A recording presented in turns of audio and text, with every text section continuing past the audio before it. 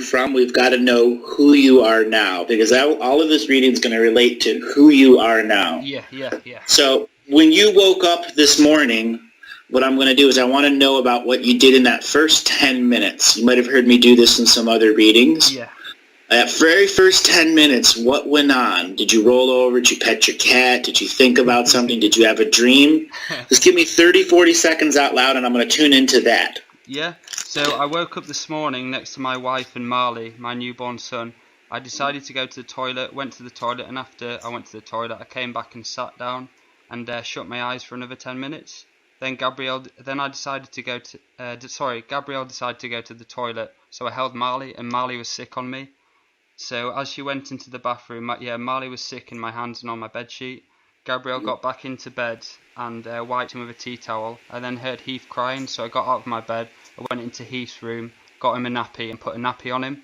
I then went downstairs and got him a bottle out the cupboard, filled it with milk, and went back upstairs to give Heath the bottle, opened the gate, and gave Heath the bottle of milk. And he was still a bit upset, so I transferred the bottle from one bottle to another because he didn't like this bottle. So then I did that. I shut the door, then I came back into my room, and I decided to go in the bath. And I got some Epsom salts out the cupboard, and I decided to have a bath for about 10 minutes. Good choice. Then what else happened? Okay, I've tuned into you. Tuned into you. Great.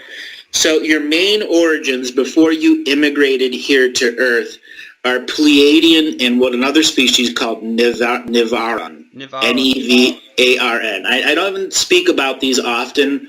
They're a species the Pleiadians shared DNA with before the Pleiadians became a complete unified consciousness. Like they're a unity consciousness species. Okay. And they lived on dozens of worlds. Their main planet became a unity consciousness species first, and then subworlds became unity consciousness, kind of like grapes growing on a vine. Okay. And the Nevarans were a species they shared their DNA with at a time where only the main planet was unity consciousness. It was a way to spread it further and further.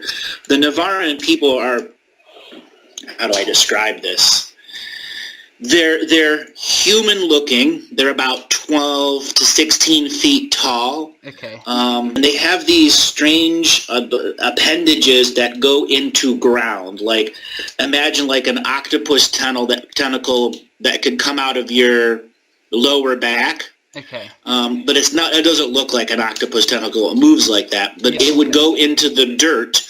And then it can grow these fibers and tentacles into the dirt, and they can commune with the ground that is around them. Okay. Kind of like in that movie with I'm having a brain fart. Anyways, where they connect to the animals in that movie. Anyways, so they can connect into the ground, and they can read the actual grass, the plants. Anything that has roots, they can read it, and they can share a unity expression with them. Okay. And before these Nevarans die, they'll put their rooting things into the ground, and then they'll pass their spirit into the ground of the planet that they die in, so that they don't have to go through the incarnation, reincarnation, death rituals. Okay. As a species, they've passed that on. And when the Pleiadians began mixing their DNA with the Nevaran DNA, it was an attempt to create immortality in their expression so that their unity consciousness could go and last for a very, very long period of time. Okay. It didn't exactly work. It had a number of negative side effects for both the Nevaran and the Pleiadian people, which caused, let's just say, false light technology to be able to be used in a scenario where it wasn't used before. And this started a conflict between the Nevarans, the Pleiadians, and another species called the Grajoran. Okay. They're a very, very aggressive species. They like to go in and take over worlds and then give the world limited technology so they can grow real fast, and then they'll come back 100 years later and harvest that world for whatever things that they've created, and then leave it and come back and leave it and come back, kind of like a farm. Okay. over and over and over again. You got caught up into a world that was very, very highly valuable. This world was like the diamond in the rough in a part of a galaxy that was in the middle of nowhere. Okay. So you're born a Pleiadian, but you have the DNA that was added into you at birth. Okay. And as you grew and grew and grew, you began to discover that when other beings died, you experienced their life review for them. Okay. Okay? Yeah. So this is some of the major things that are going to be coming through. Like when you first immigrated here to Earth, all of those skill sets that were psychically were put on hold until much later in your existence here on Earth, where these skills can be reintegrated with you at the DNA level. Okay. And one of those is how the Nevaran people can communicate with the plants, the grounds, the grass. And this reflects thousands of lifetimes where you've had a shamanic healing expression when dealing with trees and plants and animals and caves. Okay. You are a huge, huge cave person. You loved living in caves. Cool. Very, very So cool. a little bit more of the backstory. So before you came to Earth, you were embroiled in a conflict, and this conflict led on this diamond on a rough planet, which ultimately created an uncreational event. So the Pleiadians, the Nevarans, and everyone else that was battling for that world, there were not just the three, there were others also. An uncreational event was created, and everyone lost their experience, wasn't able to be connected to their homeworld, had no ancestors anywhere in the universe, and they found themselves locked outside of time. Okay. Well, one of the particular skills that the Nevaran have was to connect to plants and animals, and space is no distance. So you discovered, even in the void space, in the middle of nowhere, where there is no time and no I am presence, how to connect to the planetary surface consciousness of other worlds that you've psychically bonded and connected to. Okay. And you use this energy as a compass in the void and began help guiding thousands of other people to where a portal was created by a planet that brought you back into time-space. Okay. And as soon as you got brought back into time-space is where you discovered Earth. And it was literally another expression of one of your future selves who had learned of your galactic history and realized that it could bring your original soul sovereign spark out at about 7 million years ago. Okay. So how you arrived at Earth. Whenabouts did I first come to Earth? Did I get stuck into the Archon grid? Yeah, everyone does. Okay. Your first time here, everyone does. Your first lifetime, you get to live with the majority of your memories of who you were before. Okay. And then, poof, you're back. You're into the Galactic Ascension machine on all four timelines, on all four paradox timelines, and with unawareness of your other versions of yourself. Okay. Well, when you arrived here, one of your other versions of yourself who had already been stuck in the Galactic Ascension machine was able to integrate with you and teach you how to be aware of the four paradox timelines and then integrate other beings who are having life reviews without having their life review. Okay. It's a super, super special skill. You can literally stand in the place where another being is supposed to have their life review, store that information, and then bring that to a being who never had that life review. Okay. That's very, very cool. Cool. So with you saying with the shamanic stuff, am I going to remember and integrate more of this in this lifetime in the coming years when I grow a bit older, or the memories of when you said connecting to the plants and the trees and so on and so forth?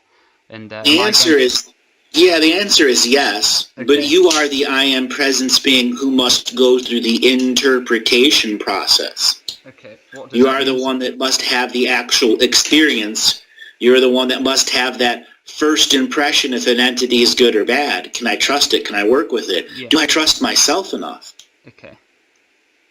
So as long as you know that you are the experiencing being, the answer is yes. When you choose to go and experience them, and after some intermediate experiences, you'll be ready for more heavy experiences that leave lasting impressions on who you are, and what you want to do with this life. Okay. So for now we're talking about this. What skill? So I'm basically trying to get self-employed at the moment. I'm doing angelic Reiki, so I'm doing hand healing and I'm doing voice toning as well and some other stuff. But I was just wondering, is there anything I could be doing which would help me and benefit for my work here?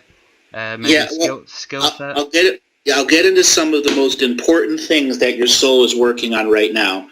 And that's working on how to charge properly for the skill set that you're bringing to people. Because most of the people don't understand what it is that you are actually doing. Okay. Even when you give it the words Reiki. Yeah.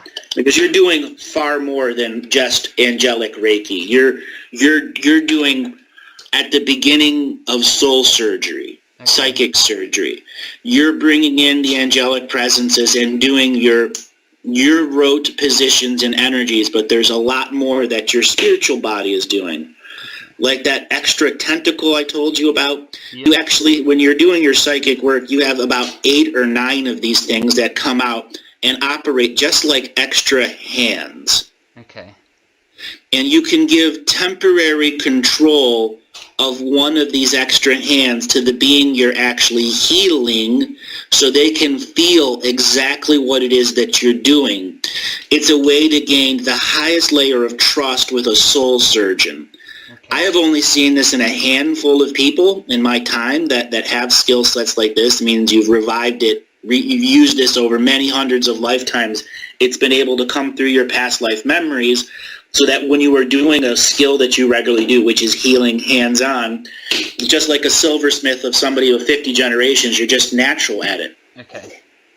Learning how to use it at another level will help you see visually through imagery of what it is doing. Okay. So what you may want to do is, when you put your initial hands on a person, have an object like a stone represent the third hand or fourth hand, and you place it on the body, and it's a placeholder where literally that hand is staying there for the entire session while your other 2 real hands go off and do what it is you're going to do. Oh, yeah, okay. Okay, cool. Yeah. And as I said, you could have even 8 to 9 placeholders up. That is humongous if you have a person that's been heavily haunted. You can protect them at the organ level so that while you're doing the healing, the being isn't literally, the entity isn't stealing the healing right away. Okay. So you can remove it. So just say I'm doing the hands-on healing, maybe put a crystal or a rock on places on the body, and the other tentacles will then go to that part of the body. And that's your anchor. Okay. Think of that as your anchor for one of those extra tentacles. Okay. Okay? Yeah. And if you don't want to call it tentacle, I mean, that's just the way I see it. You can call it hand. Okay. Okay? You can call it hand. Okay. But you can, like I said, you can get up to as many as 8 or 9 of these. Okay. It all depends on the amount of trust the person has with you. Okay. Okay, that's good. Really, really cool. So